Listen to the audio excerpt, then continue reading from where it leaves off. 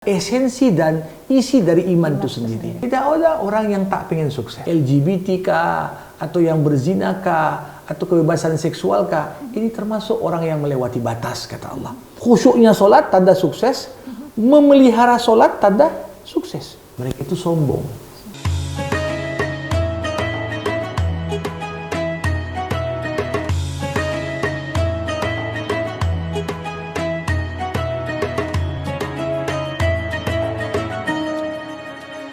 Bismillahirrahmanirrahim. Assalamualaikum warahmatullahi wabarakatuh. Alhamdulillah sahabat Al-Quran, kita masih diberikan kesempatan untuk sama-sama belajar, masih diberikan kesempatan untuk sama-sama menimba ilmu, dan diberikan kelapangan waktu untuk bertadabbur Al-Quran.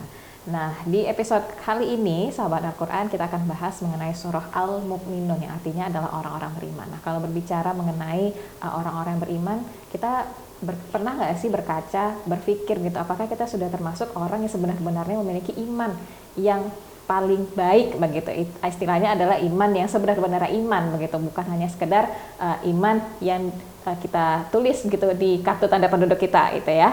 Nah, kita akan bahas mengenai surah Al-Mu'minun ini bersama dengan Ustadz Tamak Syari Hasbullah di sini. Assalamualaikum Ustadz. Waalaikumsalam warahmatullahi. Baik, kalau tadi dia sudah menyinggung ya mengenai surah Al-Mu'minun, yaitu artinya adalah orang-orang yang beriman, Ustadz. Ya. Nah, bisa nggak sih Ustadz kita kemudian mengukur begitu, apakah kita sudah termasuk orang-orang yang beriman atau belum? Bagaimana caranya kita tahu kita ini imannya sudah benar begitu, Ustadz? Ya. Baik, Widya dan seluruh pemirsa, Bismillahirrahmanirrahim. Alhamdulillahirabbil alamin. Wassalatu wassalamu ala asyrafil anbiya'i wal mursalin wa ala alihi wa sahbihi ajma'in. Surah Al-Mu'minun. Ya, kalau kita lihat di dalam Al-Qur'an, tiga kelompok manusia dalam merespon dakwah, ketiga-tiganya itu ada satu surah yang Allah khususkan. Untuk orang yang beriman ada surah Al-Mu'minun. Untuk orang kafir ada surah Al-Kafirun. Dan untuk orang munafik ada surah Al-Munafikun. Nah, surah Al-Mu'minun tentunya dalam hal ini surah yang dari judulnya bisa kita ambil sebuah pesan bahwasanya inilah surah yang Allah ingin gambarkan kepada kita tentang hakikat indikator bagaimana yang dikatakan dengan beriman yang sebenarnya. Kenapa? Karena terkait dengan masalah iman ini kecenderungan sebagian besar orang kalau bercerita tentang indikator iman, selalu orang-orang itu lebih suka untuk mengimplementasikan indikator bisa dikatakan kulit daripada esensi dan isi dari iman itu sendiri. Ya, misalnya, mohon maaf, kadang-kadang orang mengidentikan iman dengan jenggot kah, atau misalnya dengan celana yang cingkrang kah, atau dengan atribut atau tampilan luaran yang memang sebenarnya itu tidak salah, tapi kalau hanya berpatokan kepada tampilan luar, ini tentunya bisa melahirkan mispersepsi yang benar tentang hakikat iman. Sedangkan apa inti dari iman itu sendiri sering sekali pada orang yang berpenampilan seakan-akan mukmin tidak tercermin. Nah, disinilah pentingnya surah Al-Mu'minun, di mana kalau kita lihat 11 ayat pertama itu menggambarkan dengan rinci kepada kita bagaimana sebenarnya jauhar atau inti keimanan. Dan inilah yang perlu untuk kita upayakan dan kita jadikan sebagai acuan nanti ketika kita ingin betul-betul mengimplementasi iman dalam makna yang sebenarnya. Jadi ini saya kira hal yang menarik dari surah Al-Mu'minun, di mana surah ini menggambarkan pada kita tentang hakikat indikator keimanan. Nah, kalaupun misalnya kita ingin langsung masuk kepada pembahasan, gimana indikator keimanan tadi? Yang pertama, Allah Subhanahu wa taala membuka surah ini dengan pembukaan yang begitu kuat dengan mengatakan qad aflahal mu'minun. Allah mengatakan orang mukmin adalah orang yang sukses. Orang mukmin adalah orang yang sukses.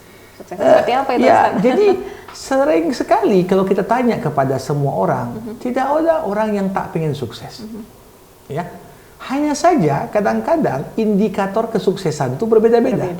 Ya, ada yang mengidentikan sukses kalau sudah kau punya mobil merek tertentu atau rumah dengan kriteria tertentu atau pangkat jabatan tertentu baru dikatakan sukses ya.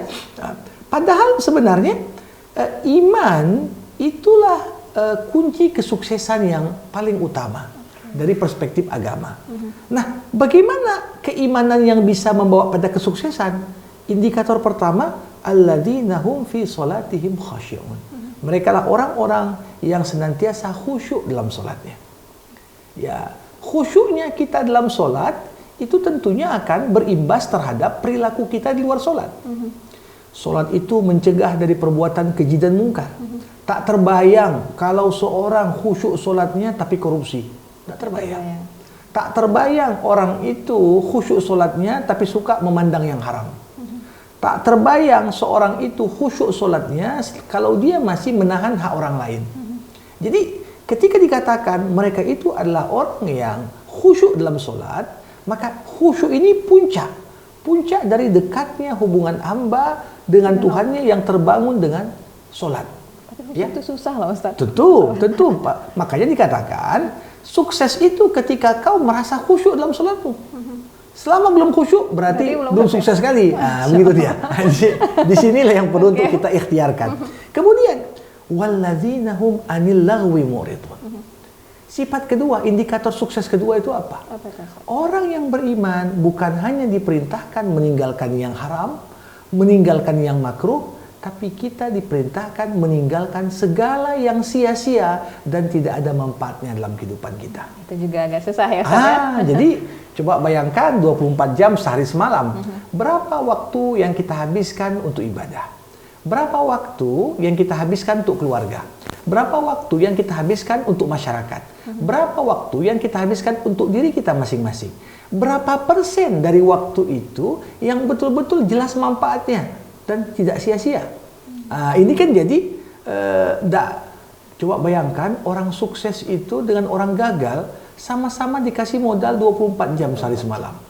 Tapi sukses mampu memanage waktunya untuk dimanfaatkan untuk hal-hal yang produktif. Sedangkan si gagal tadi, waktu yang sama justru dibunuhnya, dihabiskannya untuk hal-hal yang tak bermanfaat.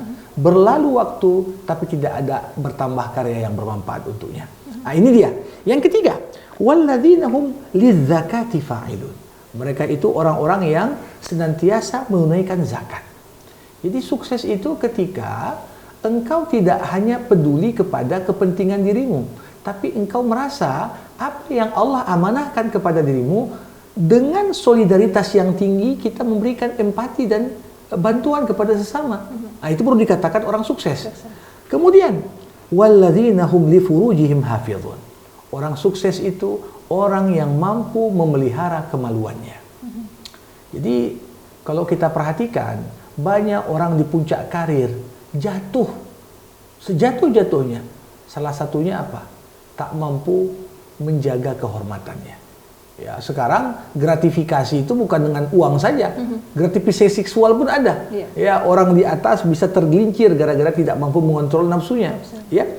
Termasuk di sini Allah katakan, ya, kalau ayat ini menggambarkan pada kita tidak ada satupun nafsu yang Allah tanamkan dalam diri manusia kecuali Allah telah persiapkan jalur halal untuk memenuhinya. Jadi jangan terbayangkan, ya Allah ciptakan saya nafsu, kok tak boleh dipenuhi? Silahkan Anda penuhi nafsu Anda, tapi dengan jalan yang halal. Nafsu seksual, ada jalannya. Illa ala azwajihim. Silahkan puaskan kepada pasanganmu, kepada istrimu, kepada suamimu. Auma malakat aimanuhum. Di zaman dulu, zaman perbudakan, boleh kepada budak. Ya, diangkat status sebagai istri. Ya, siapa yang mencari kepuasan seksual selain dari itu, Allah katakan, faulaika humul adun. Jadi masuklah yang menyimpang LGBT kah, atau yang berzina kah, atau kebebasan seksual kah. Ini termasuk orang yang melewati batas, kata Allah. Termasuk tanda kesuksesan, walladzina hum li amanatihim wa ahdihim raun. Orang yang selalu memperhatikan amanah dan janji yang diucapkan. Jadi sukses kita itu ketika kita bisa menunaikan janji-janji kita satu persatu. Jadi orang hebat bukan orang yang berani buat janji, Tapi orang hebat adalah orang yang bisa memenuhi janjinya. Biasanya kalau udah musim kampanye banyak yang buat janji, kan begitu. Tetapi kita membutuhkan orang yang berkomitmen terhadap apa yang diucapkannya. Disinilah kemudian Allah mengulang lagi sebagai sifat ke-8, orang yang sukses adalah orang yang selalu memelihara solatnya. Jadi untuk solat ada dua, khusyuknya solat tanda sukses, memelihara solat tanda sukses. Apa pengertian memelihara solat? Pertama, kita mengerjakan solat sebaik-baiknya di awal waktu. Ya kadang-kadang manusia ini kan udahlah nanggung, sedikit lagi nanti ajalah. 5 menit lagi, 10 menit lagi, habis waktu. Jadi sebenarnya semua ibadah dalam Islam mengajarkan pada kita pentingnya kedisiplinan terhadap waktu. Mau puasa, batas waktu sahur ada. Batas paling awal buka ada. Sholat begitu juga.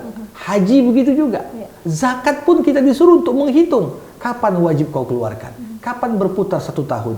Jadi sekali lagi keimanan yang kita implementasikan dalam bentuk ibadah melahirkan kedisiplinan akan waktu, dan itu kunci sukses. Kunci sukses. Nah, jadi ini beberapa sifat orang-orang sukses yang kemudian Allah janjikan, ulaika humul warithun alladzina yarithunal firdausa hum fiha khalidun. Mereka itulah orang-orang yang akan mewarisi surganya Allah. Itulah surga Firdaus, surga tertinggi yang Allah janjikan kepada hambanya yang beriman. Ya. Kita langsung lanjut Ustadz ke poin kedua, yaitu yang dibahas di surah Al-Mu'minun mengenai manifestasi kekuasaan Allah dan tetapnya kebangkitan setelah mati. Kita tahu nih ya Ustadz, setelah di hari kiamat tentunya yang sudah meninggal akan dibangkitkan kembali, Ustadz. Tapi kemudian yang dijelaskan di sini lebih lengkapnya seperti apa sih Ustadz? Iya, kita awali dari ayat 12. Bagaimana Allah bercerita tentang tanda kekuasaannya. Tanda kekuasaan Allah itu ada yang terhampar di alam semesta. Tapi ada juga tanda kekuasaan Allah yang justru ada dalam diri kita. Jadi pada penciptaan manusia, pada organ dalam manusia, pada fase perkembangan janin dalam rahim seorang ibu, itu terdapat tanda kekuasaan Allah yang begitu luar biasa. Dan ayat ke-14 yang mendeskripsikan secara detail bagaimana perkembangan janin, mulai dari air mani yang terpancar, kemudian lahirlah ya pembuahan, ya. Kemudian pembuahan ini menjadi segumpal daging yang menempel di dinding rahim, kemudian mengembang menjadi daging, kemudian daging berubah menjadi tulang belulang, tulang belulang kemudian dilapisi oleh daging, kemudian setelah 120 hari ditiupkan ruh kepada janin. Ini semua bahkan dalam kajian ilmu obstetrik ginekologi, ilmu kebidanan baru diketahui di abad ke-20. Tapi Quran yang turun 14 abad yang lalu sudah merekam bagaimana fase perkembangan janin dengan begitu detail. Nah, ini sekali lagi bukti kuasa Allah. Nah, kalau kita melihat kenapa Allah menyampaikan bukti kekuasaannya, sekali lagi untuk menjembatani agar kita bisa menerima. Kalau penciptaan yang begitu kompleks, Allah begitu mudah menciptakan kalian, maka untuk sekedar mengulang penciptaan, ketika kalian sudah mati, sudah menjadi tulang belulang, diadakan lagi untuk dibangkitkan, maka tentunya secara logika itu lebih mudah. Ya, analoginya seperti ini. Mengadakan sesuatu yang belum pernah ada tentunya lebih sulit dibandingkan mengadakan sesuatu yang udah pernah ada. Ya, kalau sudah pernah ada tentunya ada contoh. Untuk mengembalikan lagi ya mudah saja. Jadi ketika mereka mengatakan kalau kami sudah jadi tulang belulang, gimana kami akan dibangkitkan? Jawabannya, kalau yang mengadakan kalian dari yang tak ada saja bisa dilakukan Allah, apalagi sekedar mengembalikan yang sudah hancur. Maka sebentar saja bagi Allah. Itu bukanlah sesuatu yang sulit bagi Allah Subhanahu wa taala. Jadi ini yang kalau kita perhatikan tanda-tanda kebesaran ini, ada yang di langit, ada yang di bumi, ada yang pada diri manusia. Bahkan tanda-tanda kebesaran Allah ini termasuk dikatakan juga di sini pada hewan ternak. Ya. Wa innalakum fil an'ami la ibrah nusqikum mimma fi butuniha wa lakum fiha manafi'u katsirah wa minha ta'kulun. Ya, di antara tanda kebesaran Allah itu pada hewan ternak. Ya, kami memberikan makan kalian dari apa isi perutnya. Kita minum air susu sapi, ya. Kita minum air susu kambing. Ini juga kemanfaatan lain selain kita makan dagingnya.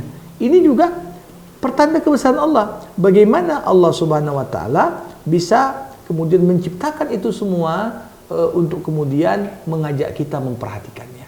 Nah, hanya saja seperti yang selalu saya sampaikan, tanda-tanda kebesaran ini kebanyakan orang lalai untuk memperhatikannya. Karena kita sudah terjebak dalam rutinitas. Ya, sehingga ya nampak kambing ya emang kayak gitu kambing. Ya. Nggak mau dia mikirkan kenapa kambing seperti ini, kenapa bisa menghasilkan susu, bagaimana kambing itu dimanfaatkan. Sehingga itu semua menghantarkan kita untuk tunduk dan mengakui kuasa Allah di atas segalanya. Baik.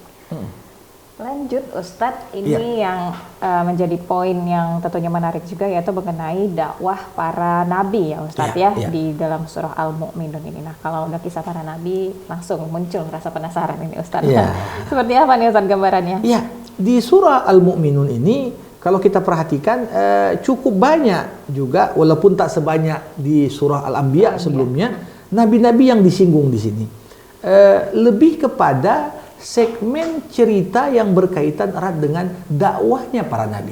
Maka di sini ada cerita tentang Nabi Nuh, ya, ketika Allah Subhanahu wa taala bercerita, "Walaqad arsalna Nuhan ila qaumih faqala ya qaumi ibudullah ma lakum ilahin ghairuh."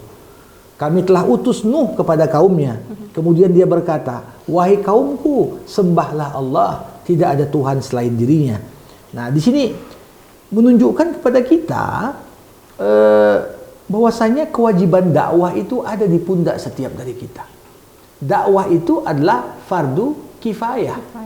Ya, kita semua berkewajiban untuk berdakwah sesuai dengan batasan kapasitas dan kemampuan kita.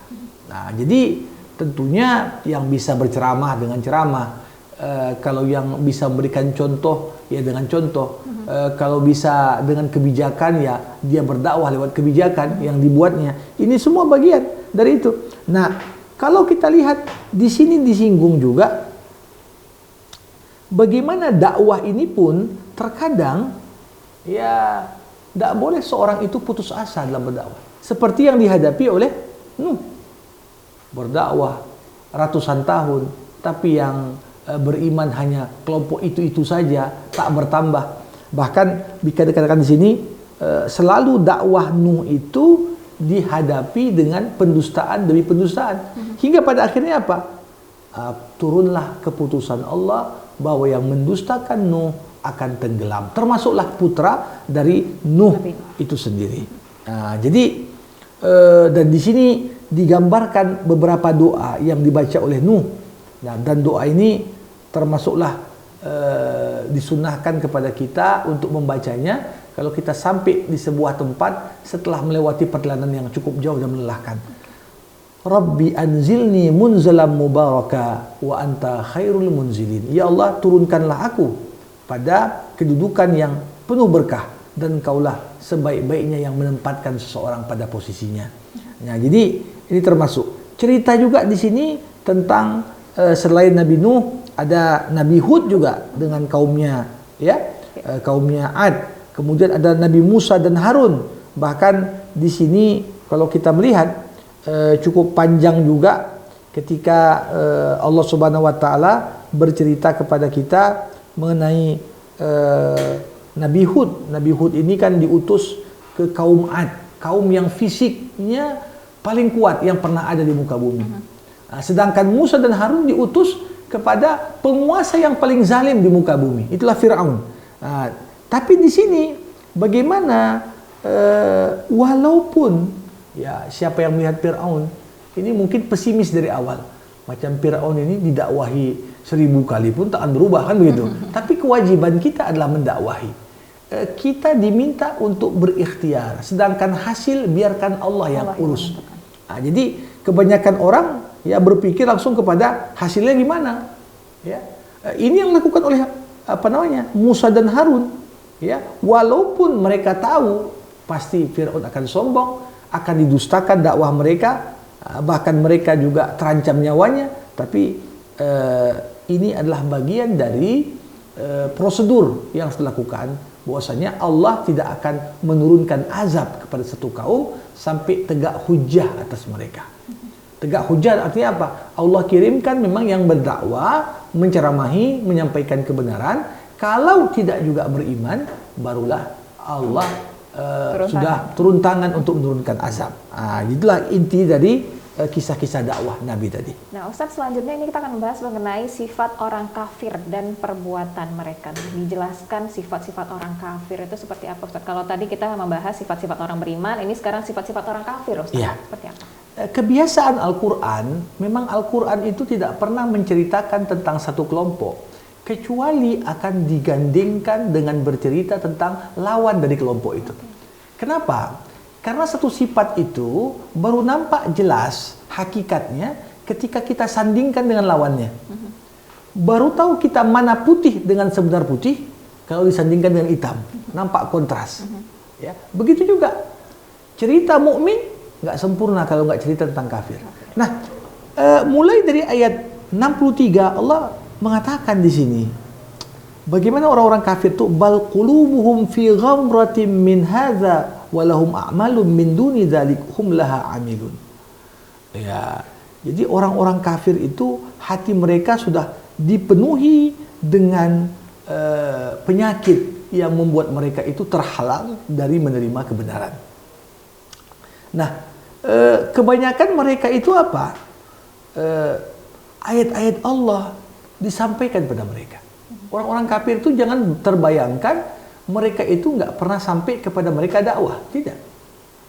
Karena tidak ada satupun kaum kecuali Allah telah utus juru dakwah kepada mereka. Ya, juru dakwah. Siapa juru dakwahnya? Allah alam. Apalagi zaman sekarang, zaman keterbukaan informasi. Ya, selama masuk internet berarti semua website Islam itu wajib dia baca, kan gitu dia. Kalau dia tidak mengikuti berarti sudah tegak hujah atas dirinya. Di sini kalau kita melihat apa yang menyebabkan orang-orang kafir itu menolak untuk beriman walaupun sudah didakwahi dan sudah sampai kebenaran kepada mereka. Rata-rata alasannya adalah mustakbirina bihi samiran tahjurun. Mereka itu sombong. Sombong dalam pengertian sederhana, indikator sombong itu dua. Dan sering sekali kita dalam kehidupan sehari-hari kita salah menempatkan kata sombong. Kadang-kadang orang pakai baju baru, sombong kali ya, bilangnya. Baru beli mobil baru atau apa, padahal belum tentu dia sombong. Tapi ketika dia punya kelebihan sesuatu, langsung kita katakan sombong kali. Padahal arti sombong itu dalam Islam dua.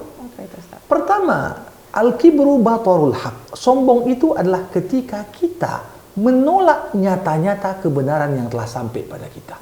Disampaikan satu kebenaran, kita menolak, nggak betul itu. Ini sombong. Yang kedua, indikator sombong itu apa? Wa ghamtun nas. Menganggap orang lain lebih rendah levelnya dari kita. Itu adalah sombong. Nah, begitu seorang mengatakan HP ku lebih mahal daripada HP-mu, sombong. Tapi begitu dia beli HP baru saja, ini bukan berarti dia sombong. Kan begitu. Begitu dia mengatakan gajiku lebih banyak daripada kamu, ya, apa yang kau banggakan? Aku lebih tinggi daripada kau. Ini sudah merendahkan orang lain. Jadi ini yang terjadi. Orang-orang kafir ini menolak kebenaran yang disampaikan para nabi kepada mereka. Jadi walaupun mereka itu seharusnya sudah menerima kebenaran, tapi bersikeras menolak kebenaran, itulah hakikat sombong. Maka dikatakan ini yang membuat mereka kemudian tertutup dari mendapatkan dakwah yang benar. Oke. Nah, Ustadz, mengenai penyesalan saat mati, Ustadz, dan juga potret hari kiamat, ini digambarkan juga di surah Al-Mu'minun. Nah, apakah kita kemudian nanti setelah mati mungkin tidak semua yang akan merasa menyesal, ada yang sangat menunggu hari kiamat Iya. begitu Ustaz ya. Tapi yang dijelaskan bagaimana Ustaz? Kalau kita mau jujur, tidak ada satupun manusia ketika malaikatul maut datang menjemput, apakah dia orang baik ataukah dia orang jahat, kecuali semua manusia akan menyesal. Semua manusia. Semua manusia. Nah, dikatakan di sini, hatta idza jaa ahadahumul maut qala rabbi arji'un. Ketika maut itu datang kepada salah seorang di antara kalian, kalian semua berkata, ya Allah, balikkan kami ke dunia. Orang yang baik, begitu ajal terjemput, dia merasa, kalau aku bisa dibalikkan ke dunia, aku bisa nambah lagi amalku. Karena tidak pernah ada orang yang puas dengan amalnya. Sebanyak apapun kita sholat, sebanyak apapun kita sedekah, tetap kita menganggap bekalku masih kurang. Maka ada penyesalan, kenapa nggak lebih lagi ya? Ya, misalnya kita nyumbang terakhir, uang terakhir yang kita masukkan ke kota impak mungkin 100.000. Ternyata setelah itu tak bisa lagi berimpak. Maka orang tersebut pasti nyesal. Aduh, kenapa lah nggak 200.000 yang dimasukkan waktu itu? Ini nggak mungkin lagi sekarang. Ya, kalau yang baik saja menyesal, gimana pula dengan orang jahat? Nah, di sini digambarkan, la'alli a'malu salihan fima tarakt. Ya Allah, balikkan aku ke dunia supaya aku bisa sedikitnya berbuat amal soleh walaupun sedikit. Tapi apa kata Allah? Kalla, tidak sekalipun. Innaha kalimatun huwa qailuha. Itu hanya perkataan saja yang mereka ucapkan. Karena orang yang sama kalau dikasih kesempatan hidup balik akan balik pada kebiasaan lamanya. Jadi Allah SWT sudah tahu. Ya, kalau dikatakan nanti kalau balik aku puasa, aku sholat, aku sujud, aku ini, aku itu. Itu kan ngomongnya waktu belum dibalikkan. Kalau sudah dibalikkan, tetap itu hanyalah ucapan. Ucapan. Ya, Allah tidaklah mencabut nyawa kita kecuali Allah sudah berikan kesempatan yang cukup bagi kita untuk beramal. Ya, saya teringat dulu di zaman Umar bin Khattab, itu ada pencuri tertangkap, kemudian dihukum oleh Umar. Si pencuri itu ngomong dengan alasan, jangan potong tanganku Khalifah, ini baru pertama kali aku mencuri. Dibilang oleh Umar, tidak mungkin, kalau itu baru pertama kali Allah langsung permalukan kau di depan orang banyak. Biasa kita buat dosa pertama, itu sengaja Allah tutup. Tapi balik ke dosa yang kedua, balik ketiga, keempat, begitu Allah melihat, tidak mungkin lagi dipermalukan kita, dibuka aib kita. Jadi di sini begitu juga hakikatnya. Kalau Allah sudah tutup kesempatan, berarti memang Allah sudah tak lihat lagi ada peluang untuk perubahan pada orang yang bersangkutan. Begitu dia. Oke, baik. Ustadz, terakhir yang juga terkandung di surah Al-Mu'minun yaitu adalah mengenai doa. Nah, doa apa nih Ustadz yang mungkin juga bisa kita amalkan ya Ustadz ya di kehidupan kita sehari-hari? Boleh diberitahu? Tentunya penutup surah Al-Mu'minun ini mengandung doa yang di dalamnya ada pujian kepada Allah Subhanahu wa taala. Dan sifat doa yang baik, doa yang di dalamnya terdapat pujian.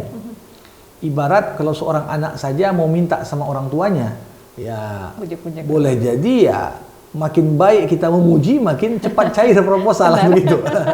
Jadi di sini kita lihat, fata'alallahul malikul haq, la ilaha illa huwa rabbul arsyil karim. Ya, dialah Allah yang begitu tinggi, penguasa yang benar, tidak ada Tuhan selain Dia. Dialah pemilik arasy yang mulia. Wa may yad'u ma'allahi ilahan akhar la burhana lahu bih fa innama hisabu 'inda rabbih.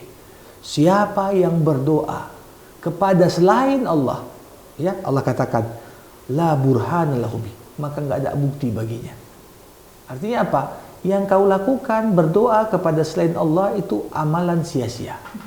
Amalan sia-sia. Doa itu enggak akan ada diijabah.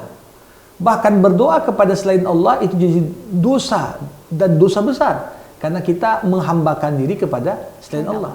Doa itu dalam salah satu hadis disebutkan ad-du'a mukhul ibadah. Doa itu adalah otaknya ibadah.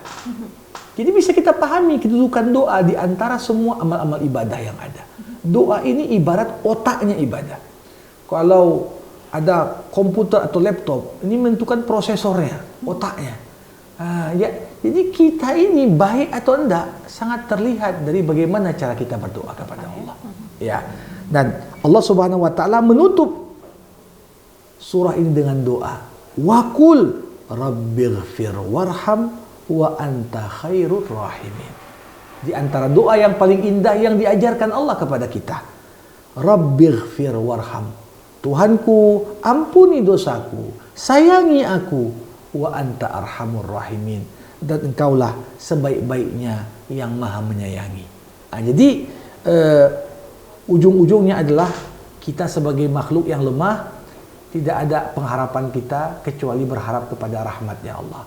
Ini yang tak boleh sedikit pun, sesulit apapun kondisi yang kita hadapi, kita putus asa dari rahmat Allah. Tetaplah panjangkan optimisme dan panjatkan doa untuk menjemput rahmat Allah turun bagi kita semua. Masya Allah. Ya. Oke, ini dia sahabat Al-Quran semuanya. Surah Al-Mu'minun yang artinya adalah orang-orang yang beriman. Mudah-mudahan kita semua dapat memperbaiki kembali iman kita agar kemudian kita bisa menjadi orang yang sukses, sebenar-benarnya sukses sesuai dengan apa yang diajarkan oleh agama Islam.